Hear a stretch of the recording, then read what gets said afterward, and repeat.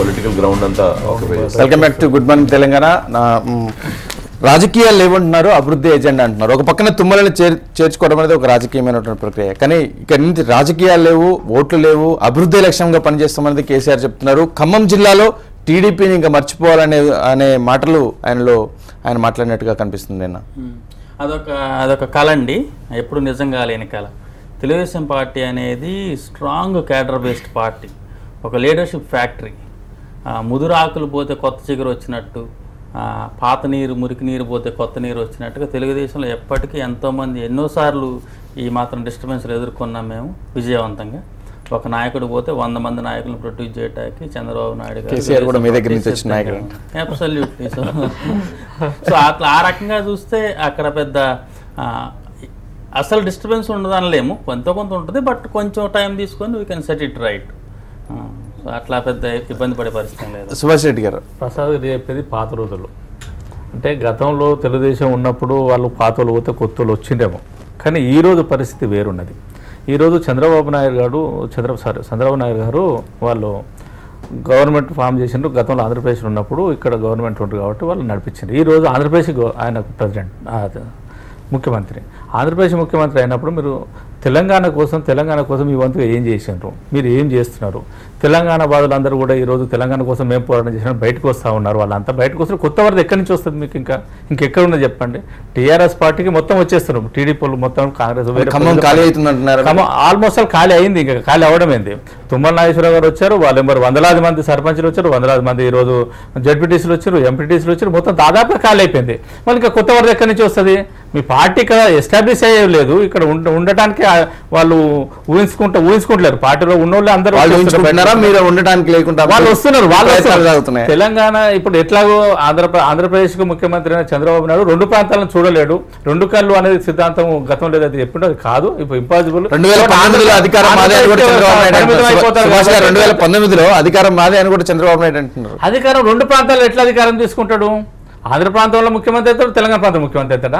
కాదని నేను క్లియర్ కనబడుతుంది. కాబట్టి అప్పుడు అందరూ కూడా టీడీపీ వాళ్ళందరూ కూడా బయటకు వస్తూ ఉన్నారు. ఈరోజు బయటకు వచ్చి టీఆర్ఎస్ పార్టీలు కలిసి టీఆర్ఎస్ పార్టీ తెలంగాణ పార్టీ ఒకటి ఏకైక పార్టీ కాబట్టి ఇంట్లో ముందుకు పోవాలి, ఇంట్లో కలిసిపోవాలనే ఉద్దేశంతో వారి ఉద్దేశం అయితే అదే కనిపిస్తుంది. ఖమ్మంలో ఇంకా టీడీపీ నేతలు ఎవరు లేరు అన్నట్టుగా చెప్తున్నారు. మీరు ఖమ్మం జిల్లా కొత్త చిగురు టాకులు వచ్చేదనేది కొత్త పాత ఉంటే ఏమున్నదేమో కొద్ది గొప్ప కానీ కొత్తది వస్తుంది అనేది కాదు. ఆ పాత వాళ్ళు కూడా పోయినాక ఏం ఉండదు అనేది, ఆ ఇగురు రాకుండా మాడిపోయి చెట్టు మూడైపోతుంది అనేది ఇన్ఫర్మేషన్ అండి.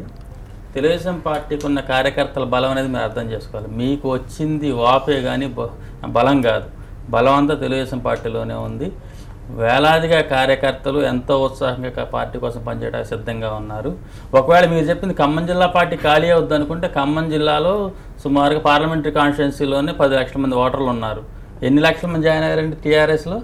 10 వందల సంఖ్యలో వస్తే అది వచ్చింది ఎవరు? మా పార్టీలో ఎలక్ట్ అయిన తెలుగుదేశం పార్టీ కార్యకర్తల బలం మీద గెలిచిన పంచాయతీ ప్రెసిడెంట్లు, లేకపోతే ఎంపీపీలు, ఎంపీటీసీలు, జడ్పీటీసీలను పట్టుకొని వచ్చారు. ఒకవేళ మీ ఆర్గ్యుమెంట్ నిజమని మీరు నమ్మితే, మీరు నమ్మరని నాకు తెలుసు, ఏదో చెప్తున్నారు కానీ మీ ఆర్గ్యుమెంట్ నిజమని మీరు నమ్మితే ఓపెన్గా ఛాలెంజ్ చేస్తా ఉన్నాం. ఈ అనైతిక రాజకీయ ప్రక్రియ ద్వారా ఏర్పాటు ద్వారా ఏదైతే మీరు మా ప్రజాప్రతినిధులు మీ పార్టీలో తీసుకున్నారో, మీకు చేతనైతే, మీకు బలం ఉందని నమ్మితే వాళ్ళు రిజైన్ చేయించండి, గెలిపించుకోండి. వాళ్ళే వస్తున్నారు వాలంటరీగా. మేము కేసీఆర్ ద్వారా పోతేనే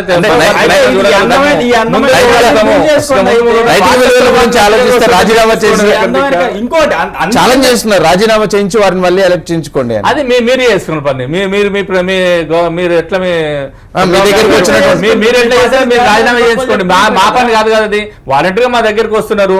మరి మీ పార్టీ తరఫున మీరు ఏం చేస్తారు, ఏ రకంగా చేస్తారు, సస్పెండ్ చేస్తారా, రాజీనామా చేసుకుని మీరు చేసుకోవాలి. మా పని కాదు కదా. మా దగ్గర వాలంటరీగా వస్తున్నారు. కృష్ణసాగర్ గారు, ఖమ్మం జిల్లాలో టీఆర్ఎస్ పార్టీ బలం తక్కువ ఉందన్నది అందరికీ తెలిసిన విషయం. కేసీఆర్ కూడా ఇప్పుడు దాని మీద చాలా సీరియస్గా దృష్టి పెట్టినట్టుగా కనిపిస్తుంది. తుమ్మల రాకతో కొంత బలం పెరిగింది, టీడీపీనే ఖాళీ అవుతుంది అన్నటువంటి అభిప్రాయంతో టీఆర్ఎస్ నేతలు ఉన్నారు. అంటే రాజకీయాలు నడుస్తున్నాయి కాబట్టి అసలైతే ఎన్నికల తర్వాత రాజకీయాలకు స్వస్తి పలికి పాలనలో ఉన్న పార్టీ పరిపాలన మీద ఫోకస్ చేయాల్సిన అవసరం ఉంది. అయితే కొన్ని రాజకీయ పార్టీలు రాజకీయాలు చేయాల్సిందే కాబట్టి ఆయన ఒక రాజకీయ ఎత్తుగడలో భాగంగా ఆయన చేసే పని ఆయన కేసీఆర్ గారు ఆయన పార్టీ కోసం చేసుకుంటున్నారు, దానిలో తప్పులేదు. కానీ నేనేంటంటే ఒక మల్టీ పార్టీ ప్రజాస్వామ్య పరిస్థితుల్లో ఐడియాలజీ లేకుండా పార్టీలు మారే వాళ్ళని ఏమంటాం? అంటే ఒక విధి విధానాలు చూసి పార్టీలకు పోయేవటం వల్ల మాత్రం మనం అర్థం చేసుకోగలుగుతాం. అంటే ఐడియాలజికల్ డిఫరెన్స్ ఉండి ఆ ఐడియాలజీ నచ్చి ముందుకు పోవడం. ఇప్పుడు టీఆర్ఎస్ పార్టీ వారు చెప్పినట్టే ఉద్యమ పార్టీ అంటే ఉద్యమమే ఐడియాలజీగా నడిచిన పార్టీ. ఈ రోజు కొత్తగా వచ్చిండ్రు, 100 రోజులు కూడా కాలే, వాళ్ళ కొత్తగా ఒక విధి విధానాలు ఉన్నాయి, ఏర్పడలే, వాళ్ళకి ఒక ఐడియాలజీ లేదు. మరి తెలుగుదేశం నుంచో ఇంకో దగ్గర నుంచో ఐడియాలజీ పార్టీల నుంచి వేరే దగ్గరికి పోయినప్పుడు ఏదో చూసిపోవాలి, ఏదో చూసిపోతున్నారో అందరికీ తెలుసు, ప్రజలకు కూడా తెలుసు. అవకాశాలని ఆశల్ని పెట్టుకొని పోతున్నారు వాళ్ళు. రేపు పొద్దున ఆశలు అడియాశలు అయినప్పుడు మళ్ళీ ఎక్కడికి పోవాలని ఆలోచిస్తారో, లేకపోతే ఉన్న పార్టీని ధ్వంసం చేస్తారో తప్పించి అది నష్టానికి దారితీస్తుంది తప్పించి ఇంతమంది ఏదో ఒక 2-3 వచ్చిండ్రు, ఏదో మరి మీరు అన్నట్టు అభిమానంతో వస్తున్నారు, అభివృద్ధి వస్తున్నారు అంటే అర్థం చేసుకోవచ్చు. ప్రతి పార్టీ నుంచి వస్తున్నారు అంటే ఓన్లీ ఆశావాదులు అవకాశవాదులు మాత్రమే వస్తున్నారు. అది వారు అర్థం చేసుకోవాలి. రేపు పొద్దున వాళ్ళని అకామిడేట్ చేయలేదు అనుకోండి, వాళ్ళు చేసే అకామిడేషన్ గురించి కూడా ఆలోచించాల్సిన అవసరం ఉంది. డెఫినెట్ గా తుమ్మల లాంటి వ్యక్తి ఒక మంత్రి పదవి ఆశించుస్తున్నారు. ఏ మంత్రి పదవి ఇస్తున్నారు? మరి ఇంతకు ముందు పనిచేసే పరిస్థితి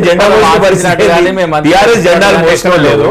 వాళ్ళు స్వచ్ఛందంగా పార్టీలకు వస్తారు, మా వంతుగా మేము పని చేస్తామంటున్నారు. చేసే పనిని బట్టి వాళ్ళకి అవకాశాలు ఇస్తారు. ఏం శాఖ కేటాయించబోతున్నారు? శాఖ కాదు, వాళ్ళు ఏం పని చేస్తారో చూడండి. మొదలు వాళ్ళు వచ్చిండ్రు,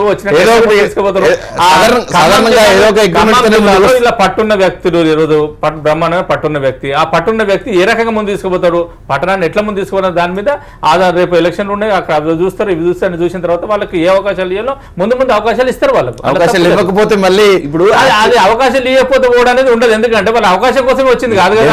ఇలా తెలంగాణ వాదం కోసం తెలంగాణ బంగారు తెలంగాణ చూడాలని ముందుకు వచ్చారు వాళ్ళు, ఆ ఉద్దేశంతో ముందుకు వాళ్ళు కదా. సుభాష్ రెడ్డి గారికి ఆ పార్టీని రిప్రజెంట్ చేస్తున్నారు కాబట్టి వారు మాట్లాడాల్సిన అవసరం ఉంది. కానీ వాళ్ళు ఉద్యమ టైంలో వస్తే నేను అర్థం చేసుకోగలుగుతుంటే, తెలంగాణ కొట్లాడేటప్పుడు వీళ్ళు కష్టపడి కొట్లాడేటప్పుడు వచ్చి కలిసిన వీళ్ళని అంటే మనం అర్థం చేసుకోవచ్చు వాళ్ళు ఎందుకు వచ్చిండ్రు. ఈ రోజు వచ్చిందంటే పదవుల కోసం వస్తున్నారని క్లియర్ గా తెలుసు. ఇప్పటికైనా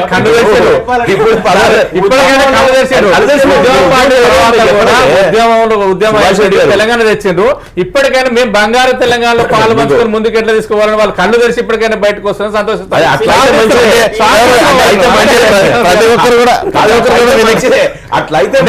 సుభాష్ గారు అనేది ఏంటంటే ఇప్పటికైనా అందరు మాతో కలిసి రండి, అసలు రాజకీయ పార్టీలు వద్దు, మనం డిక్టేటర్షిప్ నడిపిద్దాం. ఎందుకంటే ఆల్రెడీ కేసీఆర్ ముందు ఎవరు లేకపోతే ఇప్పుడు వారు కేసీఆర్ గారు కూడా చాలా వారు అంటే నేను అదే అంటున్నా. నేను పరిశాన్ ఎక్కడైతున్నావు, కొంతమంది ప్రజలు ఎవరైతే కేసీఆర్ గారిని క్లోజ్ గా ఫాలో అయిన వాళ్ళందరూ పరిశాన్ ఎక్కడైతున్నారు అంటే వారు ఎంత వెల్ రెడ్ మ్యాన్ అంటే వారికి చరిత్ర తెలుసు, చరిత్ర ప్రాముఖ్యత తెలుసు, వారు మాట్లాడే మాటలు ఎట్లుండాలో తెలుసు. మొత్తం ఎంటైర్ ఒక ప్రదేశాన్ని, ఒక రీజియన్ ని ఉవ్వెత్తున ఇన్స్పైర్ చేయగలిగిన వ్యక్తి ఈరోజు రాంగ్ డైరెక్షన్ లో పోతున్నారు. కాబట్టి మేము మాలాంటి వాళ్ళు మేము పార్టీలకు అతీతంగా కూడా ఆయన అడ్వైజ్ చేసేది ఏంటి అంటే మీరు రాంగ్ డైరెక్షన్ లో పోతా ఉన్నారు. ఇన్ వాట్ వే అంటే ఇప్పుడు వీళ్ళందరినీ తీసుకొచ్చి పెట్టుకుంటున్నారు, మీరు ఫోకస్ అంతా రాజకీయం మీదనే ఉన్నది. అరే మీకు మంచి మెజారిటీ ఉన్నాక మీకు ఇంత ఇన్సెక్యూరిటీ ఎందుకు? మీరు పరిపాలన లేదు అంటే రేపు పొద్దున ఎలక్షన్లే, 2 వారాలు ఎలక్షన్ ఖమ్మంలో లేదు అంటే మీరు 5 సంవత్సరాలు ఉంది కదా, మీకు మీ పార్టీలో ఉన్న పెంచుకోవచ్చు కదా. ఇక్కడ అందరినీ పిలుచుకొచ్చి మొత్తం చెత్తంతా జమ చేసుకొని మీరు కష్టాలు పడి పరిపాలన మీద దృష్టి పెట్టకుండా పార్టీ పరిశీలనలో ఉంటే రేపు పొద్దున తెలంగాణ ప్రజల్ని పరిపాలన ఎవరు చేస్తారు? మొత్తానికి అది మా ప్రశ్న. మేము అనేది ఏంటంటే మీరు రాజకీయాలు చేసుకోవద్దంటలేము, మీ చేసే రాజకీయాలు ఎట్లున్నాయి అంటే అనవసరంగా రేపు పొద్దున ప్రతిపక్షాలతో కాదు మీకు వచ్చే పరిశీలన, మీకు వచ్చే పరిశీలన ప్రతిపక్షాలతో కాదు, మీ సొంత పక్షమే కొట్లాడైతే మొదలైతుంది మీకు. అప్పుడు ఏమైతుంది? మీ ఫోకస్ పరిపాలన కేసీఆర్ మాటలో కూడా కనిపించింది, పాత వాళ్ళు కొత్త వాళ్ళు కలిసి పని చేసుకోండి, కలిసి పని చేసుకోండి. సొంత పార్టీలు ఎక్కడ లేదు. ఉద్యమం కోసం 14 ఏళ్ళు పోరాటం చేసి ఎక్కడ కూడా ఉద్యమం కోసం పోరాటం చేసిన వాళ్ళు, ఉద్యమం కోసం ఎన్నో ప్రాణత్యాగాలైనా ఎంతో మంది కష్టాలే అనుభవించారు, సుఖాలు అనుభవించలేదు. మరి ఈ రోజు గవర్నమెంట్ వచ్చిన తర్వాత మరి వాళ్ళు ఎన్ని రోజులు కష్టపడ్డరు ఖచ్చితంగా. కానీ ఓన్లీ పదవుల కోసమే కష్టపడ్డ వాళ్ళు కాదు, ఉద్యమం కోసం ఫస్ట్ తెలంగాణ కోసం కష్టపడ్డ వాళ్ళు అనేది గుర్తించాలి. ఇవాళ తెలంగాణ వచ్చిన తెలంగాణ ముందు తీసుకుపోవడానికి రకరకాల మందులు వస్తుంటారు. వాళ్ళు వచ్చే వాళ్ళని కాదని హక్కు ఎవరికి లేదు. పార్టీలో చేరుతామంటున్నారు, మేము పార్టీలో చేరుతామని వస్తున్నారు వాళ్ళు. మేము కూడా మా వంతు మేము కృషి చేస్తాం, మేము కూడా ప్రభుత్వాన్ని ముందు తీసుకుపోయే రీతిలో ముందుకు వస్తామంటున్నాం. వాళ్ళని స్వాగతించాలి తప్ప మనం ఏమనడానికి లేదు కదా. అటువంటి వాళ్ళు వచ్చే వాళ్ళని వరదని తీసుకుంటున్నాం అంతే. కానీ ఎవరినో మేము బలవంతంగా గుంజుకొని కానీ మీ పదవులు రాజీనామాలు చేసి కానీ మీరు చేసి కానీ రమ్మని ఎక్కడ అంటలేము. మేము ఎక్కడ కూడా వాళ్ళు స్వాగతిస్తా ఉన్నాం, వచ్చే వాళ్ళు స్వాగతిస్తా ఉన్నాం. మీరు తెలిసో తెలియకో చేసే తప్పుల్ని కప్పిపుచ్చుకోవడానికి చేసే ఆర్గ్యుమెంటే తప్ప స్ట్రైట్ క్వశ్చన్ ఒకటి అడుగుతున్నాం అండి. ఉద్యమంలో మీతో కలిసి పోరాడిన రైతులకి లాఠీ ఛార్జీలా, ఆత్మహత్యలు చేసుకొని రోజుల తరబడి రోడ్ల మీద గడిపిన విద్యార్థులకు జైళ్ళ, పార్టీలు మారి ఎన్నికల తర్వాత పార్టీలు మారి పార్టీలు వచ్చేవారికి పదవులా? ఏం పద్ధతి అండి ఇది? ఏం నైతికత ఇది?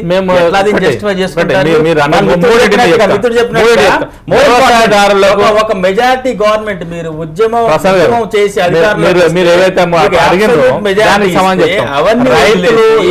ఒక ప్లాన్ లేదు. మొదటగా రైతులు రైతులను రెచ్చగొట్టింది మీ వాళ్ళే, మీ టీడీపీ వాళ్ళు, బీజేపీ వాళ్ళు, కాంగ్రెస్ వాళ్ళు రైతులు తెలుసు. తెలంగాణ ప్రభుత్వం వచ్చి మనం కరెంటు ఇబ్బందులు పడతాము అనేది మొదటి నుంచి చెప్పుకుంటూ వచ్చింది. దానికి ఇదైంది. కానీ వాళ్ళు లాఠీ చార్జీ చేసి ఎన్నో జైల్లో పెట్టే ఇక్కడ జరగలేదు. వాళ్ళని సంజాయించిన మేము తెలంగాణ వచ్చా మనకు ఉన్న కష్టాలు తప్పదు రైతులు తీసుకపోయినా తప్ప మేము ఎక్కడ చేయలేదు. మీరు రెచ్చగొట్టి మీ రోడ్ల మీద కూర్చోబెట్టి మీరు రాజకీయం చేసిన తప్ప మేము రాజకీయం చేయలేదు అక్కడెక్కడ కూడా. మీరు గమనించి బీజేపీతో పాటుగా అందరూ రెచ్చగొట్టి ఎంత తప్పు మాట్లాడుతున్నారు రైతుల గురించి అంటే రైతులు కాదే, రైతులు అర్థం చేసుకున్నారు. రైతులు తప్పు మాట్లాడలే, రైతులు అర్థం చేసుకున్నారు.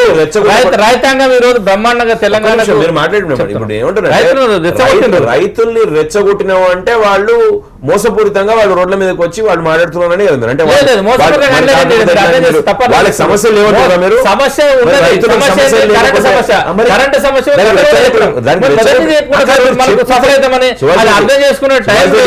ఊర్లోకి వెళ్ళి వచ్చి ఉంటారు. రైతులకి 3 సంవత్సరాల కరెంటు రాదు అని మేము చెప్తే సరిపోతుందా? అంటే వాళ్ళకి మీరు చెప్తే మీరు వాళ్ళని ఎట్లా తిండిలో కూడా మనమంటారా? మీరు వాళ్ళు రోడ్ల మీదకి వచ్చి మాకు విత్తనాలు లేవు, మాకు రుణాలు మాఫీ అయితే లేవు, మాకు కరెంట్ లేదు అని చెప్పి కొట్లాడుతా ఉంటే వేరే వాళ్ళు రెచ్చగొట్టాల్సిన అవసరం లేదు. కడుపు కాలితే ఒక నిమిషమే, కడుపు కాలితే రోడ్డు మీకు వస్తారు, ఎవరైనా వస్తారు, మీరు వస్తారు, నేను కూడా వచ్చినాక ఇప్పుడు కొట్టలేదని చెప్తా ఉన్నారు. కాళ్ళు చేతులు తిరిగిన వాళ్ళని మేము ప్రెస్ కాన్ఫరెన్స్ పెట్టి కూర్చోబెట్టి మరి ఎక్స్పోజ్ చేస్తాం కదా. మీరు టీవీలలో అనే టీవీలలో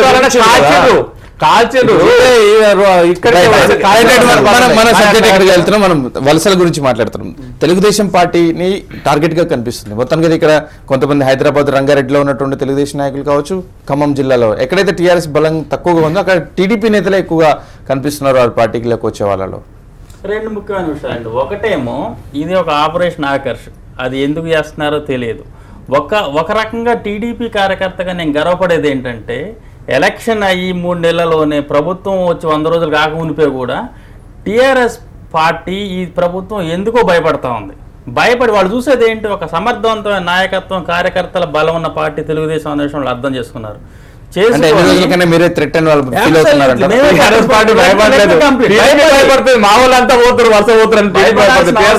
తెలుగుదేశం పార్టీకి ధైర్యంగా చెప్తా ఉన్నాం, ఓపెన్ గా ఛాలెంజ్ చేస్తా ఉన్నాం. మా కార్యకర్తలే మాకు బలం. ఒక్క నాయకుడు పోతే 100 మంది నాయకులను ప్రొడ్యూస్ చేసే శక్తి మాకు ఉంది. ఆల్రెడీ స్ట్రీట్ లో చూస్తా ఉన్నాం ఎక్స్పీరియన్సెస్. జనాలు ఆల్రెడీ బయటకు వచ్చి మరీ చెప్తా ఉన్నారు, వెళ్ళిపోయింది నాయకులే.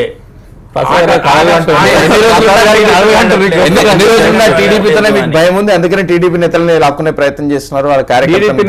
టీడీపీ నేతలు భయపడుతున్నారు, మా వాళ్ళంతా పోతున్నారు, వలస పోతున్నారు, ఎవరు లేరు, మాకు ఆఖరికి ఏంది మా పరిస్థితి, తెలంగాణ మా పరిస్థితి అని వాళ్ళు భయపడుతున్నారు తప్ప మేము భయపడకండి. మా దగ్గరికి వాళ్ళు వస్తుంటే మేము ఎక్కడ భయపడతాం? బ్రహ్మాండం స్వాదిస్తున్నాం. మీరే భయపడతా ఉన్నారు, మా అందరు పోతా ఉన్నారు, ఒక్కొక్కరు ఉన్నారు. మా పరిస్థితి ఏంది అని మీరు ఆలోచనలు పడరు తప్ప మేము ఆలోచనలు పడలేదు. చెప్పాను తీవ్రంగా రాష్ట్ర ప్రజలందరూ, ఎస్పెషల్లీ టీఆర్ఎస్ పార్టీ ముఖ్య నేతలు ఆలోచించుకోవాల్సింది. రాష్ట్ర ప్రజలకు మీరు చెప్పాల్సిన సమాధానం ఒకటే, రైతులకు లాఠీ ఛార్జీలా, విద్యార్థులకు జైళ్ళ,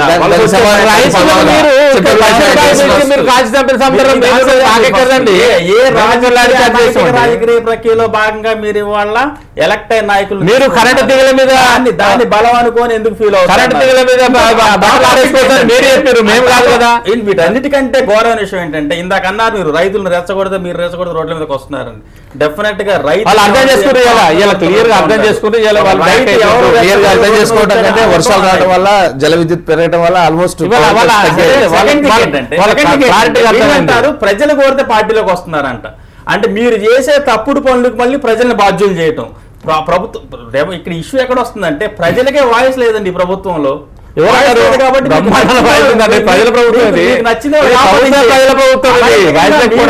పార్టీలో తీసుకొని ప్రజలు కోరితే వస్తున్నాం. How do you justify that? ప్రజలు కోరితే వస్తే 15 లక్షల మంది ఉన్న జిల్లాలో 4,000 మంది, 2,000 మంది, 100 మంది వస్తారు మీ దగ్గరికి.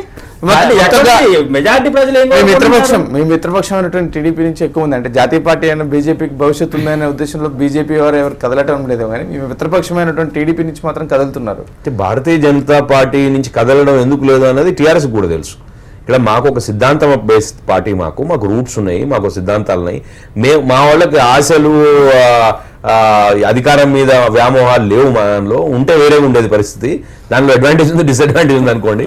కాబట్టి తప్పకుండా కూడా మా వాళ్ళు అటుపోయే పరిస్థితి లేదు, మమ్మల్ని వాళ్ళు లాగే పరిస్థితి కూడా లేదు.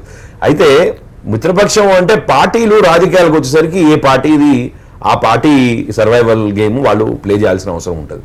కాబట్టి మిత్రపక్షంగా మేమేం కామెంట్ చేసేది లేదు తప్పకుండా కూడా దీనిలో. కానీ వాళ్ళ నాయకుల్ని వాళ్ళు చూసుకోవాల్సిన అవసరం ఉన్నది, వాళ్ళ క్యాడర్ని వాళ్ళు కాపాడుకోవాల్సిన అవసరం ఉన్నది. వాళ్ళు ప్రతిపక్షంగా పెద్ద నెంబర్స్ లో ఉన్నారు కాబట్టి అసెంబ్లీలో వాళ్ళు చేయాల్సిన ప్రెషర్, వాళ్ళు పెట్టాల్సిన ప్రెషర్ పెట్టాల్సిన అవసరం. మీ మిత్రపక్షమైన పార్టీ మీద టీఆర్ఎస్ విమర్శ ఏంటంటే అది ఆంధ్రప్రదేశ్ సంబంధించిన పార్టీ, ఇక్కడ అవసరం లేదు, ఇక్కడ ఉండాల్సిన అవసరమే లేదు అనేది అది వారి అభిప్రాయం కదా. అంటే ఇప్పుడు ప్రజలు అట్లా అనుకుని ఉంటే 20 సీట్లు ఇద్దరు కలిపి ఇచ్చేవాళ్ళు కాదు కదా. ఇప్పుడు అక్కడ ఇష్యూ ఏంటంటే ఇప్పుడు కొన్ని ప్రాంతాల్లో ప్రజలు తప్పకుండా కూడా ఒకవైపు పోయారు. తర్వాత వాళ్ళు ఇప్పుడు వీళ్ళు నిజంగానే మంచి సుపరిపాలన ఇచ్చి వాళ్ళ దిక్కే ఉంచుకోగలిగితే మంచిది.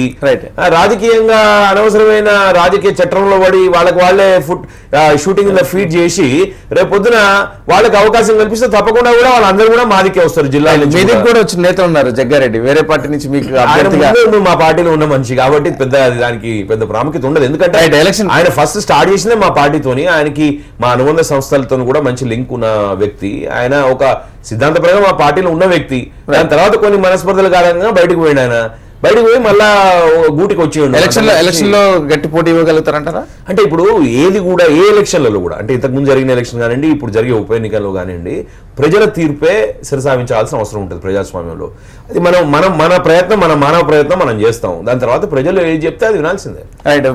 ప్రజల కంటే ముందు ఇక్కడ మరో 2 పార్టీలు ఉన్నాయి. ఆ 2 పార్టీలు ఏమనుకుంటున్నాయి, మెదక్ ఉప ఎన్నికల్లో ఎవరి బలం ఎంత అనేది విషయం మీద చర్చిద్దాం. అందుకంటే ముందు మరో చిన్న బ్రేక్ తీసుకుందాం. చూస్తూనే ఉండండి జై తెలంగాణ టీవీ.